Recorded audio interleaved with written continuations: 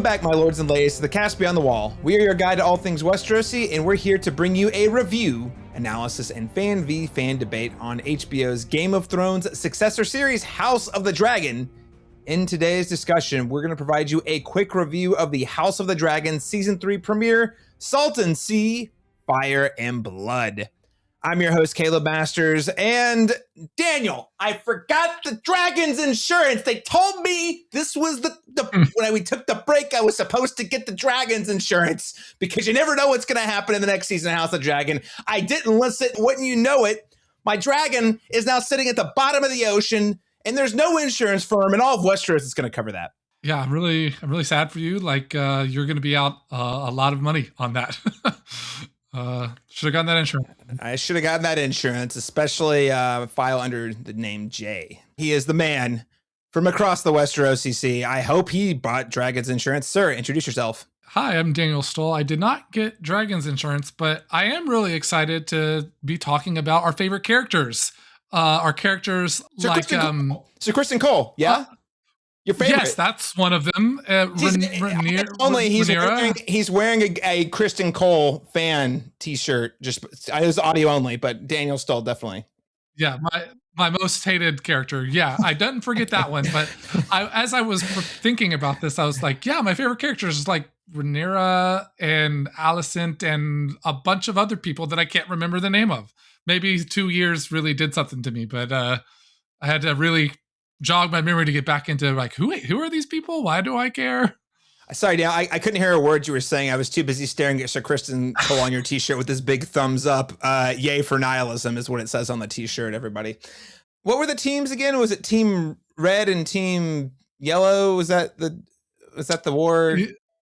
Yeah, first like green, I think. Green. Oh shucks, you're right.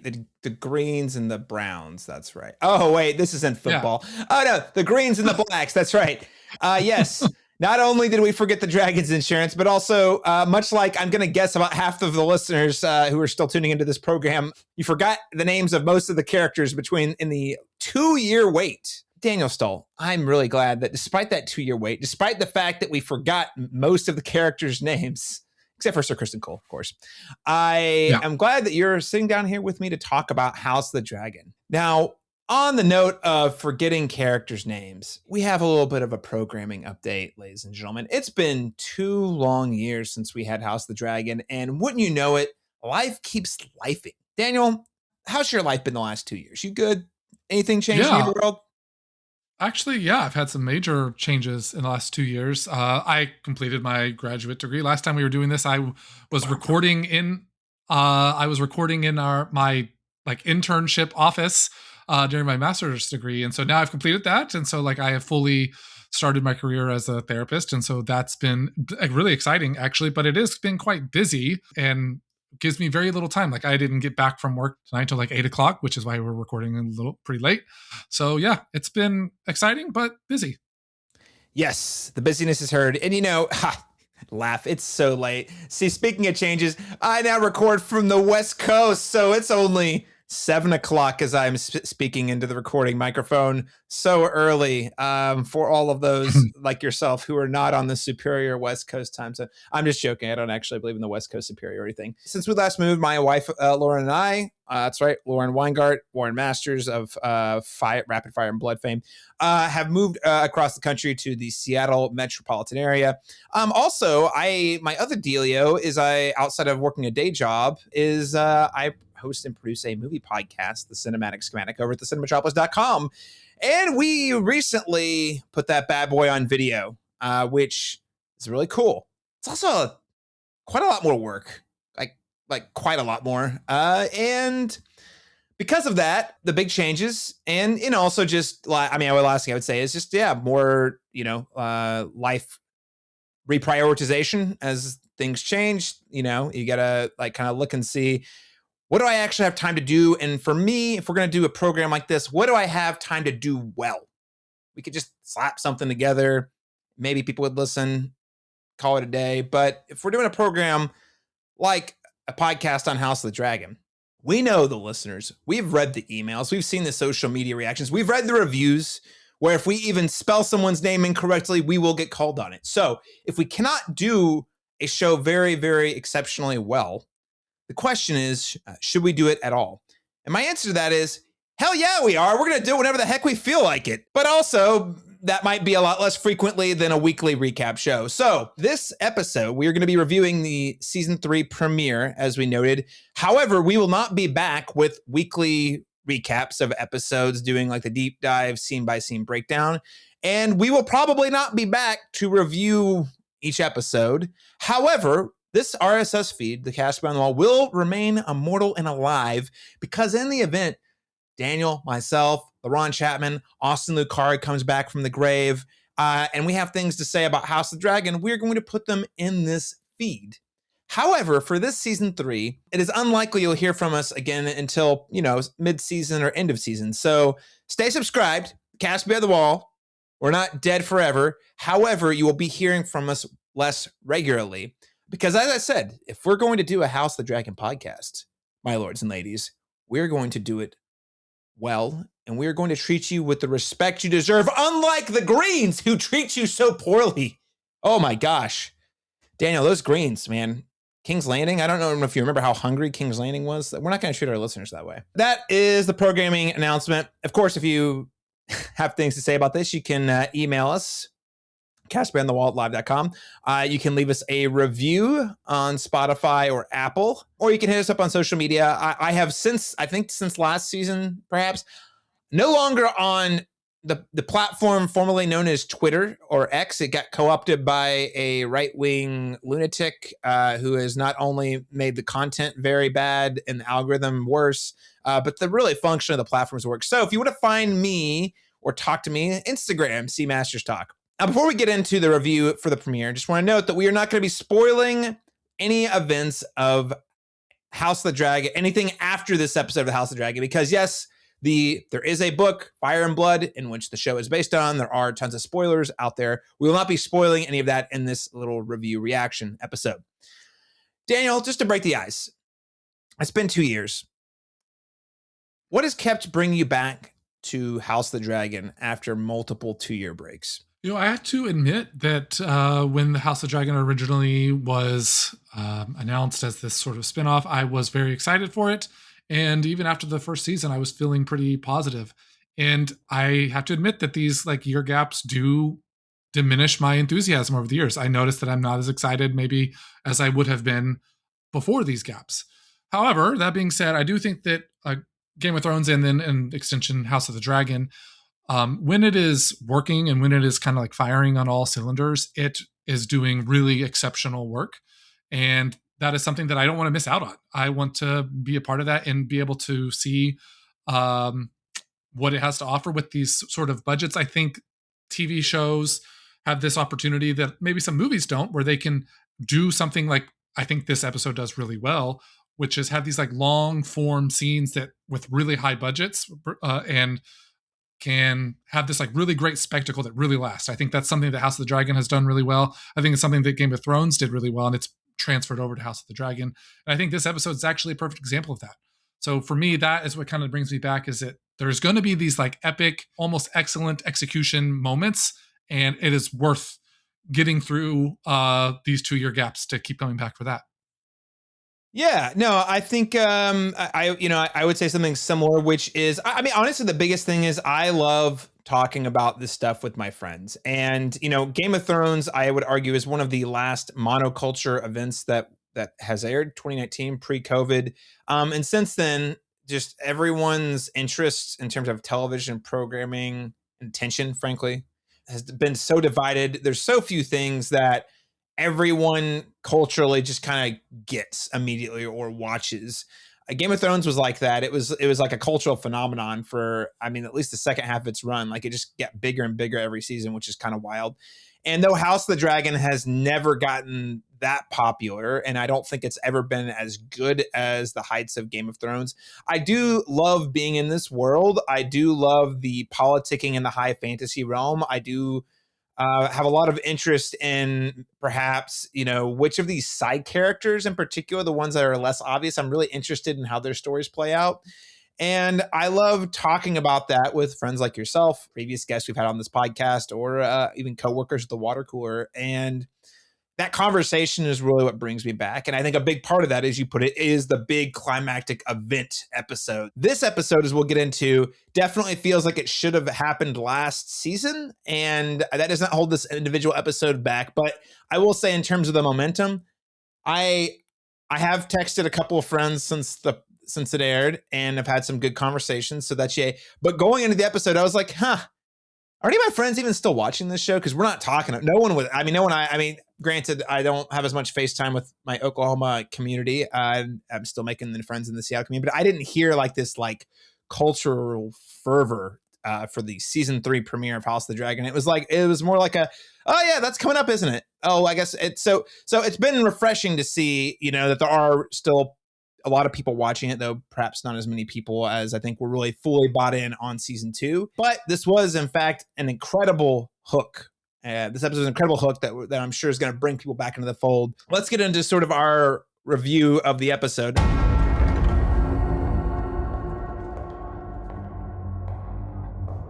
Where were you?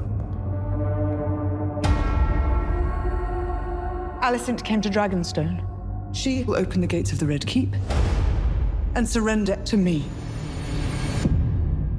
You cannot trust her. Oh, we left season 2 of House of the Dragon on multiple cliffhangers. Now, I can't, I'm sure we talked, I'm confident we talked about this on the podcast 2 years ago. But in case you're listening and you've forgotten, because again, most people have, season 2 originally had 10 episodes. And then late in the game, I don't know how late in the game, they found out they only had 8 episodes due to significant budget cuts at Warner Brothers Discovery. And I do recall, Daniel, you and I, when we were talking about that final episode, we were like, it feels like this was structured like a 10-episode season. And then they got to the end of, they found out they were getting 2 less episodes and like, oh crap, how can we wrap this up without reworking the entire show in episode 8? So we got that montage at the end of the season 2 finale that you're like, oh man, stuff is about to start popping off any second. So I do remember us saying, well, when they come back, they really, really got to have the goods in order to sort of justify season 2, which was largely a ton of setup with some payoff, but not a lot. Keeping that context in mind, Daniel, what did you think of the season 3 premiere of House of the Dragon, Salt and Sea, Fire and Blood? I really liked it. I was actually surprised at how much I liked it. I was, as I mentioned kind of earlier, I was kind of like, oh yeah, it's back. I'm going to watch it. But I wasn't thrilled to have the fervor that you were yourself mentioning. But I was surprised at how much I liked it. I think it took a couple minutes to get going, but I think that's typical because you kind of have to reestablish yourself in the world. I thought the entire last 30 minutes was fantastic. Perhaps some of the best stuff I've seen with what it's doing, which maybe we'll get into a little bit later. But I think it's, I was having a little bit of a hard time. I had to watch a recap that I had found, or actually that you had sent me on YouTube to kind of refamiliarize where we were. And so I felt as we were getting back into it, I felt a little I had to kind of restabilize where I was supposed to be at. But once I had that and was able to do that, I felt like I was with it, and it was a great premiere. I think this would be a kind of premiere that I would want to be hey, we should still be watching this show. It's really unfortunate the 2-year gap has the effect that it has, but I really loved this episode. I thought it was fantastic. Yeah, I would echo those sentiments. I think my biggest critique of this episode is that it's a weird season opener. Now, don't get me wrong. The fact that we get this kind of stuff in the first episode is incredible. This is unheard of that you get this sort of spectacle in a first episode. This is usually you spend the whole 8+ weeks of Game of Thrones waiting to have moments like we got in this episode. So not having to wait, being pleasantly surprised about not having to wait, amazing.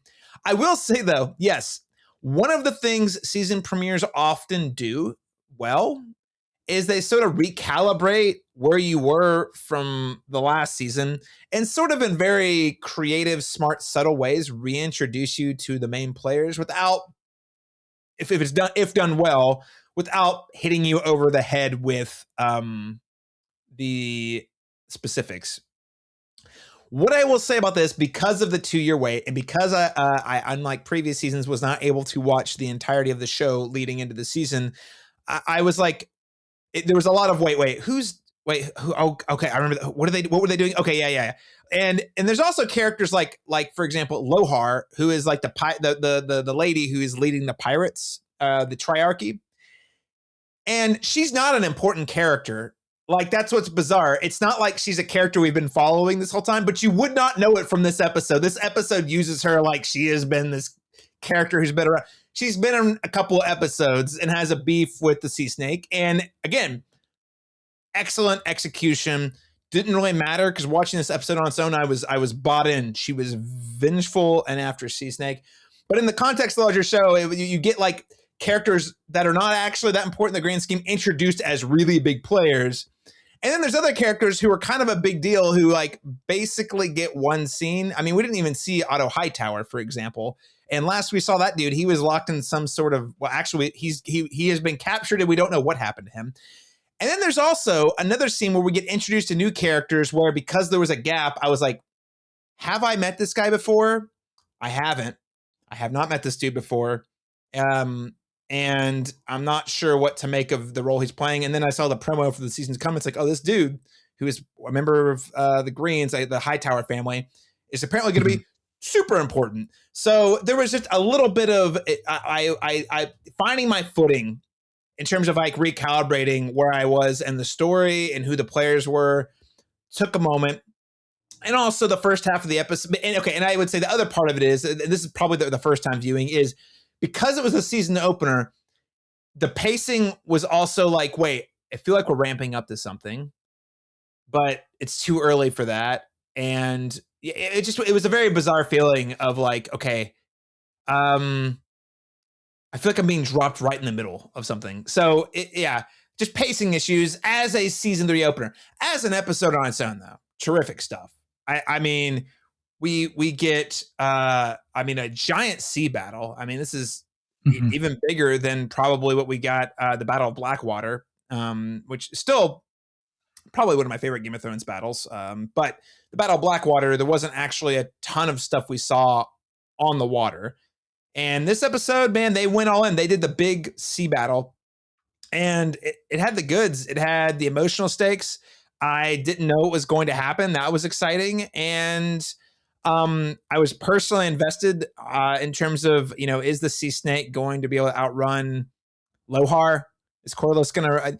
I don't really give a shit about Alan of Hull, but is he going to get vengeance? Like, I had a lot of questions. And then, of course, like when Jace flew his dragon, I'm like, oh, well, there is the sort of Schrodinger's sheep stealer where you're like, okay, we got this dragon we obviously don't trust that's going to show up, and not sure what it's going to do, but I am certain it will not be good. So what's going to happen? So all that unpredictability really had me leaning in. And by the time it was all over, I was like, wow, that's emotionally devastating. We are so back. We got incest. We got dragons. We got pirates. We got all the good stuff that we come from. So yeah, top shelf, top tier House of the Dragon season premiere. Daniel, if you were going to like call out a few of like the episode's biggest strengths, what would you highlight?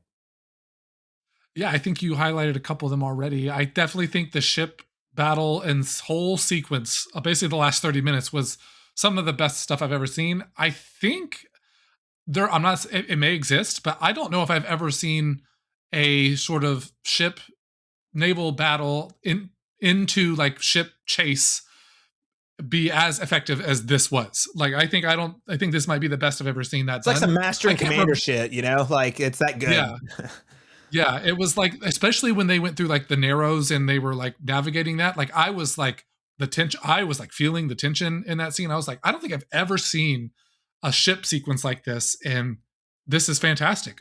This is kind of like what I was hinting at the top, where this is the kind of stuff that I'm coming that brings me back to particularly House of the Dragon. It would be, and even though I had some of those feelings of you did, like, where are these characters? Why Am I supposed to kind of care about them? It was so good, and the performances were so good that I was just like sucked in and drawn in anyway, despite feeling a little confused at the beginning. So I think that particular sequence was incredible. And just like the tension building and the whole spectacle of it all, I think was excellent. And those would be the things that I would point to first about what it's highlighted. I do think, despite the sort of confusion that we've been talking about, or like the not being settled or finding our footing, I do think some of the emotional beats still managed to land. I think for particularly the Jace and Rhaenyra kind of mother-son tension, and the way that they were like excellent stuff. Talking.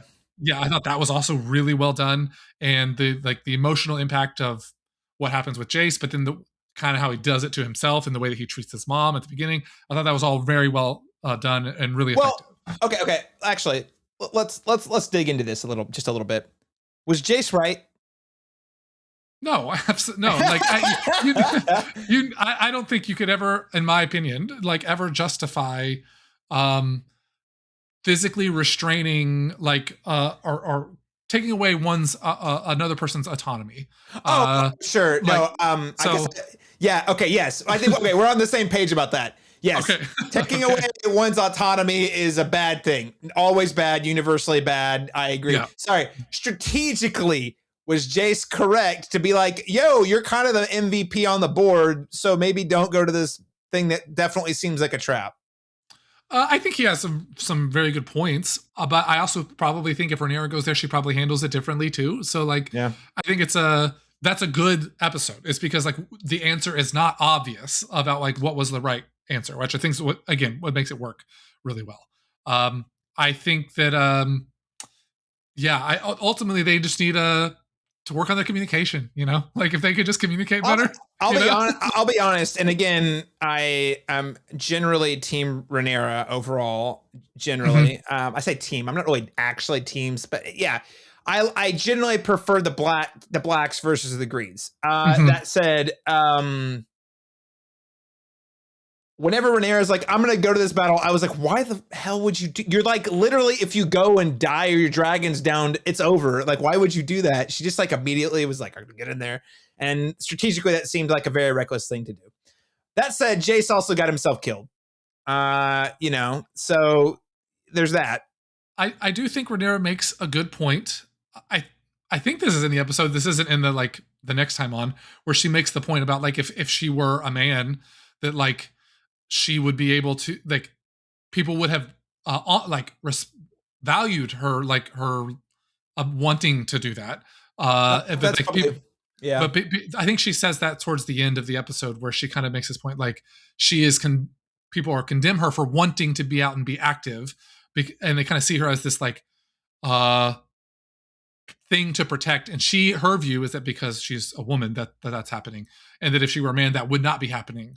And I think that is a good point. That doesn't mean that aren't other factors that are important to think about, but I do think that it's complicated. Yeah, no, I think you raised a great point. I think, from an optics perspective, you have the king or queen in this case, there to sort of rally the troops.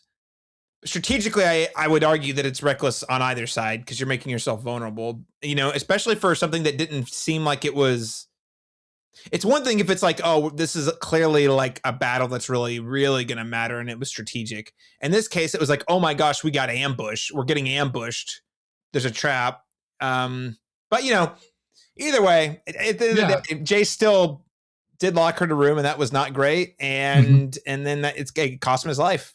Yeah. I think it's interesting if we think about that too, is like he's saying that she's being like hot-headed and going, but then he also is kind of like hot-headed and goes. Yeah. Like it's like definitely. You can't do it, but I can. But like that's what I think she's talking about. It's like you value that in yourself, but like you don't value that in me. And that's really interesting, I think. Or it's like something to like that the episode is really effective, is really effective at doing, is like kind of presenting it in that way. So yeah. Well.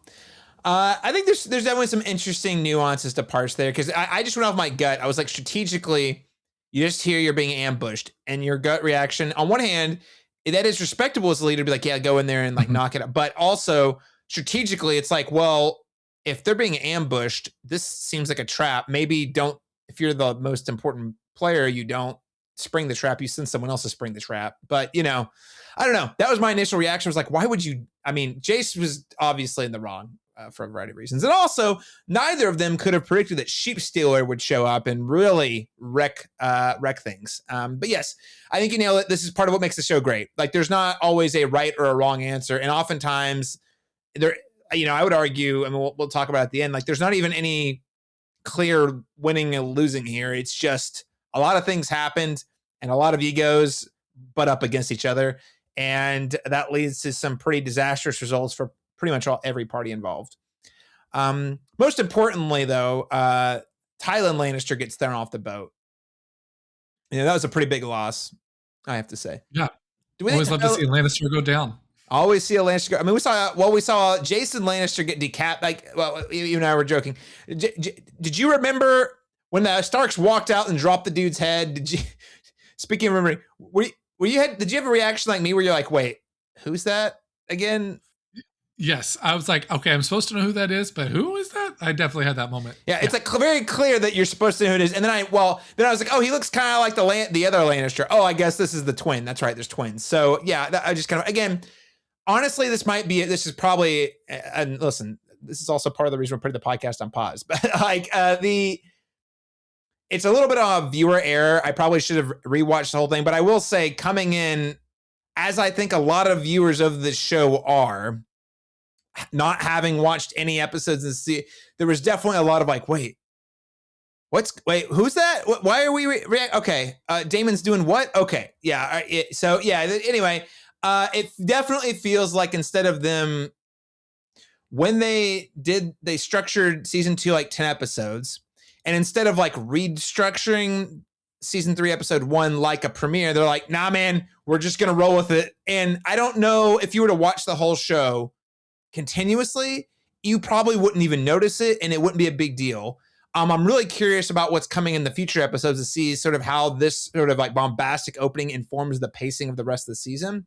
But it was just there was a lot of me saying that, and I'm sure listeners are like, oh my god, you guys suck at watching House of the Dragon and podcasting. But just trying to be honest, we're trying to watch it. I'm trying to put myself in the shoes of the average Joe six pack, or what would you call Westerosi Joe six pack? I don't know.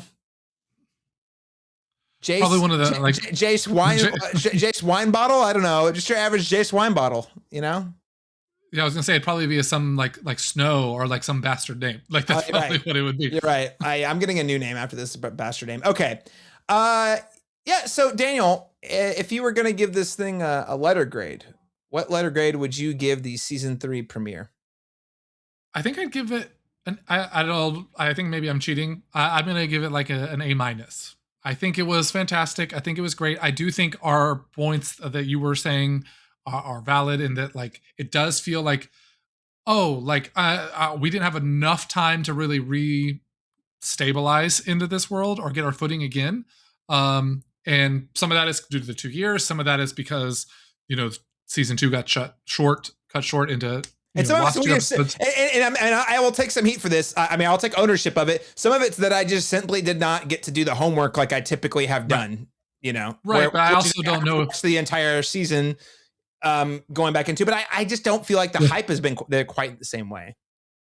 Yeah, but in your defense, I also think should you have to be doing homework to watch a show, like, and to enjoy it on just the face value, the surface level value of it. So I think that those things bring it down from like what would be like a solid A, but still A-. Like, I think that's a great premiere. No, I'm totally with you. I actually gave it an A because despite me, I keep complaining about the funny, but honestly, this is a great episode. This is a fantastic episode of television. Why? Because, and you already said this, despite me not feeling like I was ready for it, by the time the episode was over, I was like, damn, that was some good TV. I'm emotionally bought back in immediately. I know Aemon's creepy and he's scary. I know Aegon is pathetic. And I know Larys is gonna be one of my favorites, even though he's super creepy and super weird. Like I was immediately like back in. I was gonna be very frustrated with Rhaenyra. Like all of it, it brought it right back. So even though there was that initial calibration period where I was like, I don't know, by the time the episode was done, hook, line, and sinker, sign me up for a whole other season of House of the Dragon. I am tripling down. I think this is a great episode of television. I think it's an A. And again, removing those factors that I think there's a lot of reasons that it lands weird as a season opener. That does not keep this from being like a must-see television event. If you don't watch any other episode of the season, I'm really curious what they have in store. But if you don't watch any other season, you could just watch this and be like, damn, this is some good stuff. Like you said, I've never seen on the sort of the ship combat on the water, at least not since something like a Pirates of the Caribbean movie or the Master Commander. We just don't see stuff like this very often anymore. And by the way, if you liked this episode, and if you're listening to this podcast 30 minutes in, I'm going to assume you did. If you have not watched the behind the scenes special episode for this, it's like about 25 minutes. If you're watching on HBO Max, it's like a sort of like separate special feature. I think it's also on YouTube. Check it out. The degree in which they pursue perfection for this, like to make it look practical enough to feel like it was really happening, that they built real boats and they set them in these ginormous tanks. It's really, really something to really like kind of sit and like be like, damn, that's some good. That is cinema, as Martin Scorsese would say.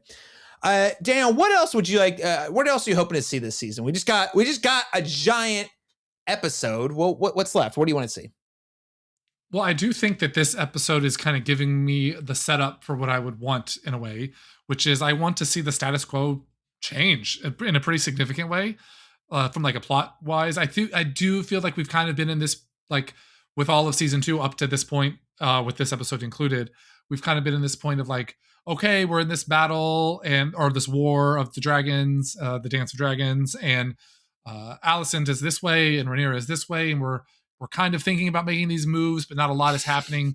I want to see that like really shift and change in a way. I don't really even care how or have a particular way in which I want to see it change. I just want that to shift in a way. And this episode very much could be part of that change, because the way they kind of left things at the end of season 2 was Alicent presented this thing of peace, and that maybe we're going to be able to solve this peacefully. And Rhaenyra really wanted to do that. And then after this, I think there's no way that's happening.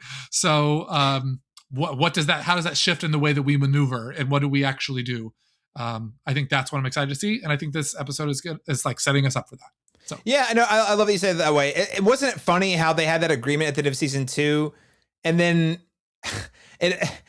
and then just due to like circumstances outside of Alicent's control, the plan changed unbeknownst to her. And then it's like, oh, it's totally going to look like I set a trap for her. Whoops. Like I thought there was something a little bit ironic about that, which is kind of funny. Yeah, no, I'm with you. The status quo needed to change. Season 2 felt like there were moments we had the big battle with Rhaenys and Aegon. That was really cool, like midway through the season.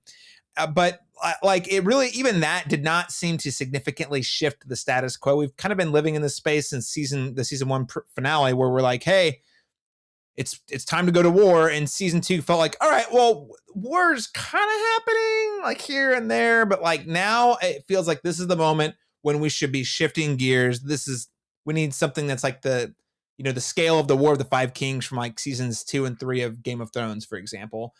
So I really hope the momentum keeps up. If they can keep up the momentum, half the momentum from this episode moving forward, I think we're in for a terrific season of television.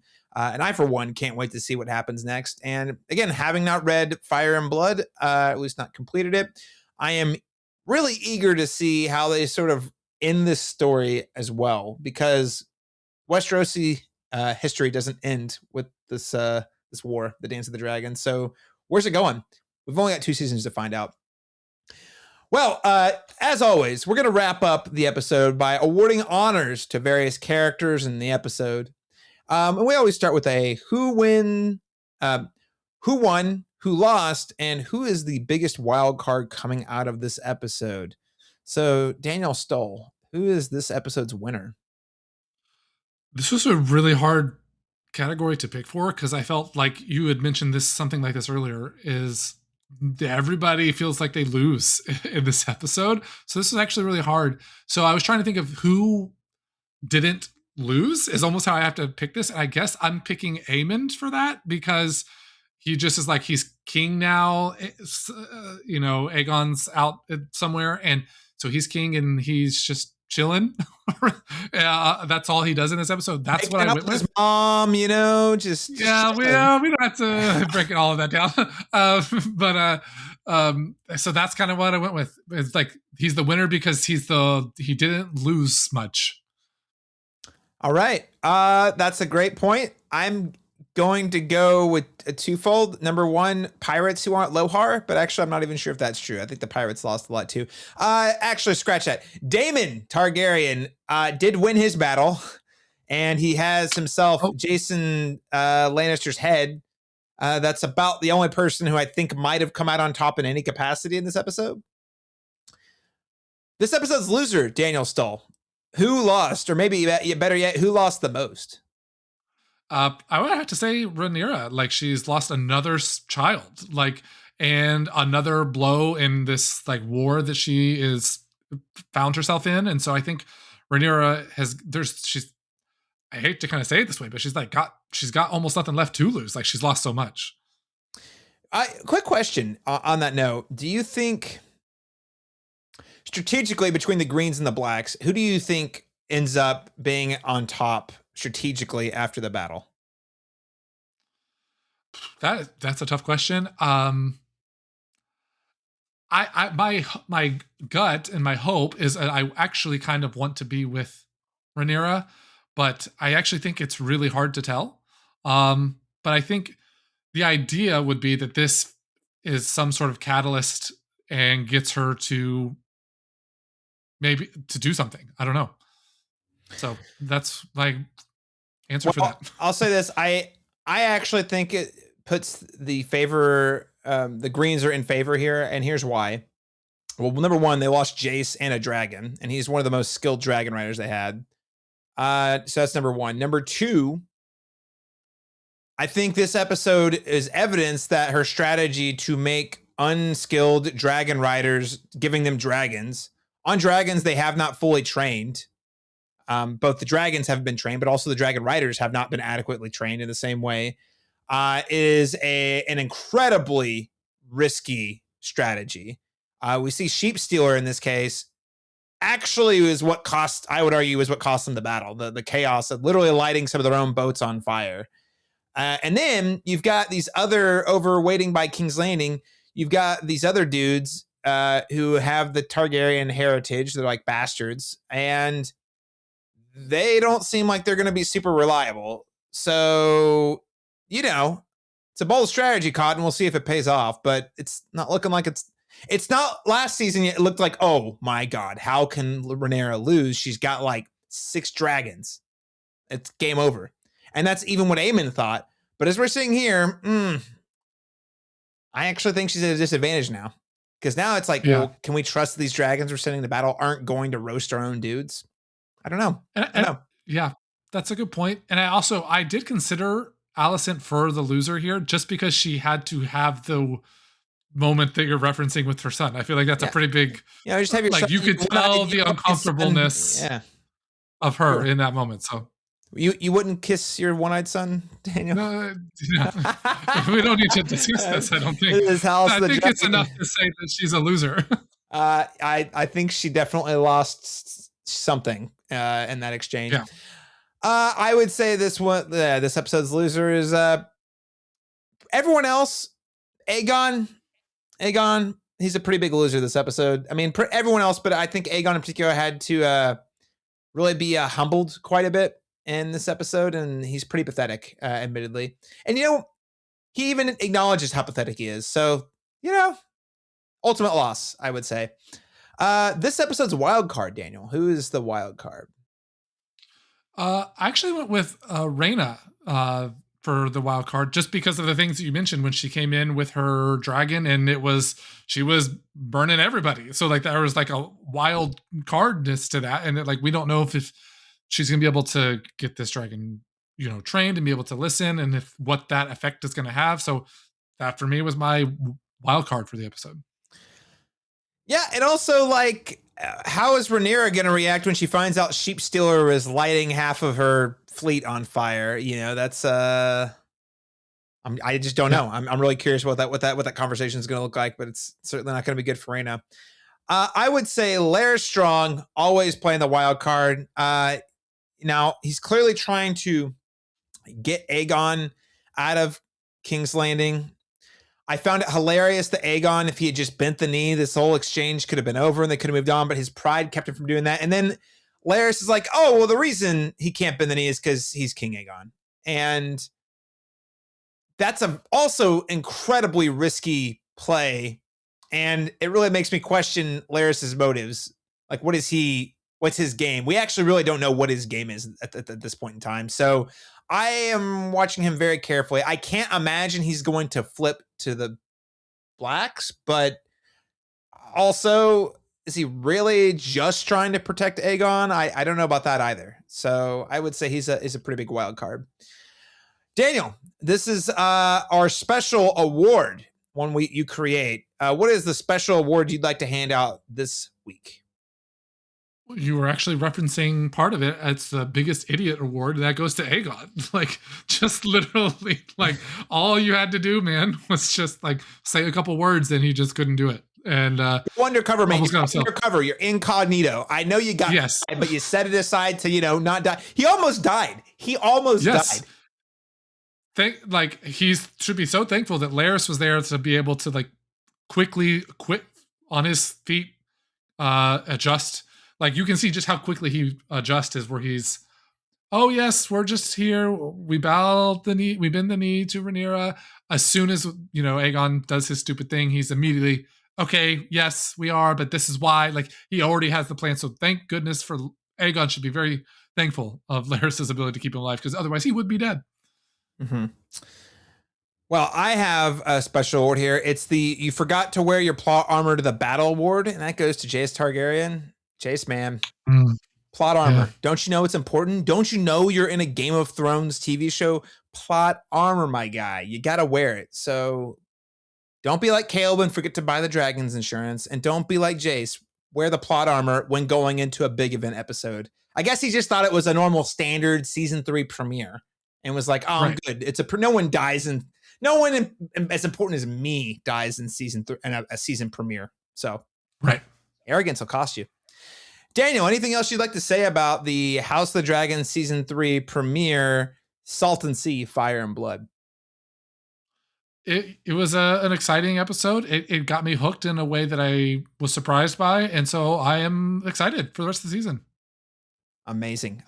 I have nothing more to say. I other than I already said, I thought I might be almost done with this show, like in terms of being like really deeply invested in this episode, was evidence that Ryan Condal has got my number, and despite the very slow season 2, that he does have the goods. So count me back in, whole hog. Very excited to see where we go with season 3. Well, listeners, thanks so much for tuning into the Cast Beyond the Wall, discussing the season 3 premiere. One way you can help us out, again, is by heading to your preferred podcast player, leaving us a rating and review. I want to remind you again, as we spent a lot of time at the top of the show talking about, we will not be back next week with a recap of recap or review of episode 2. And I will try to let you know on social media when we'll be back with an episode, but it will likely not be until we have another big event moment, or perhaps even the season 3 finale. But if you want to engage with us, you can follow me on all the socials, C Masters Talk. That's letter C Masters Talk, Letterboxd and Instagram being the big ones. Daniel Stoll, is there any way people can find you on the World Wide Web? Yeah, you can follow me on Letterboxd at dstoll91, as well as Instagram at dstoll. And of course, you can send emails to castbeyondthewall@live.com. Or, I also have the Cinematropolis podcast, the cinematropolis@gmail.com. Hit us up. Thanks so much for tuning in, everyone. We'll catch you again next time when we once again go beyond the wall.